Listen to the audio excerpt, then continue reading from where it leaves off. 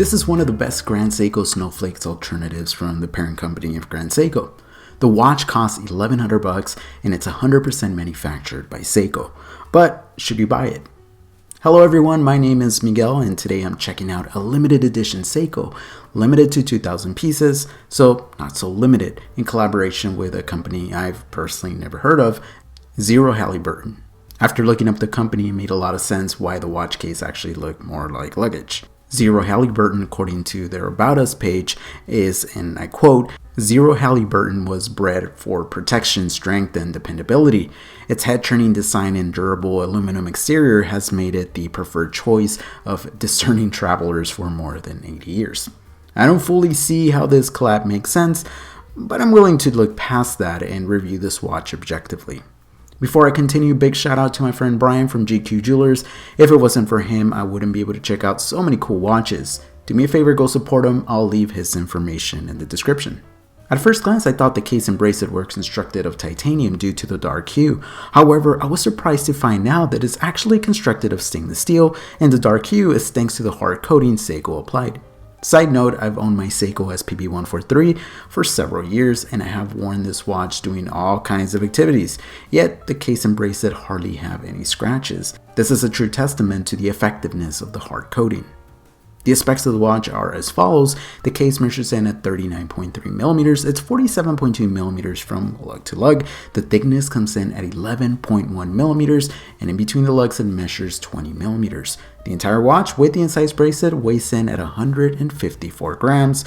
Those truly are near perfect specs. The angular shape very much resembles that of a Grand Seiko 44GS case.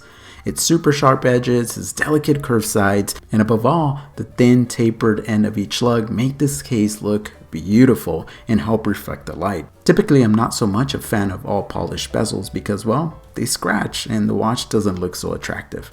However, the hard coating should remedy that. The push and pull 7mm signed crown is easy to operate and the watch does come with 100 meters of water resistance. I appreciate the Seiko's giving us a sapphire crystal with inner AR. I wish we saw that all across the Seiko lineup. The dial is stunning on this one. There's several patterns printed on the dial and they all work well together, just incredibly. The dial make this watch look a lot more expensive than the asking price. I love the play of blue with those hands and the minute track. I know Seiko is capable of making heat blue hands, so it's a little disappointing that these hands have been painted blue instead of heated. In my humble opinion, the dial would look a lot cleaner without a date complication, but that added functionality make this an everyday piece. I was surprised to find that this watch has lume. Seiko is using, of course, Lume-Bright. They put it on the hands and indices. In typical Seiko fashion, the lume is outstanding and glows very nice, further making this watch the type of watch you can wear every single day. The bracelet is actually surprisingly good. Most of the bracelet has been brushed and there's some polishing on the center and sides of the link. I like the shape of the male clasp. It has this angular design that ties it all in with the angular design of the case. Biggest negative for me is that the bracelet uses pins to size it, but overall I think it's a pretty well constructed bracelet. When flipping the watch over, we find an exhibition case back that's been branded with the Zero Halliburton logo. In my opinion, it looks terrible, but I suppose it's better than having that logo on the dial. I do like the choice of caliber here. The watch is being powered by the Seiko automatic caliber 6R35 that can be hacked and wound. The caliber beats at 21,600 beats per hour, has 24 joules, and an approximate power reserve of 70 hours. According to the spec sheet, the caliber has an accuracy of plus 25 minus 15 seconds per day.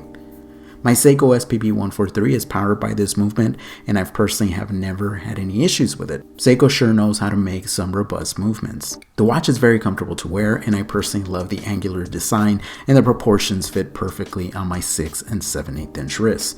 Also, the 20mm lug width means that this watch will look great on a lot of different straps.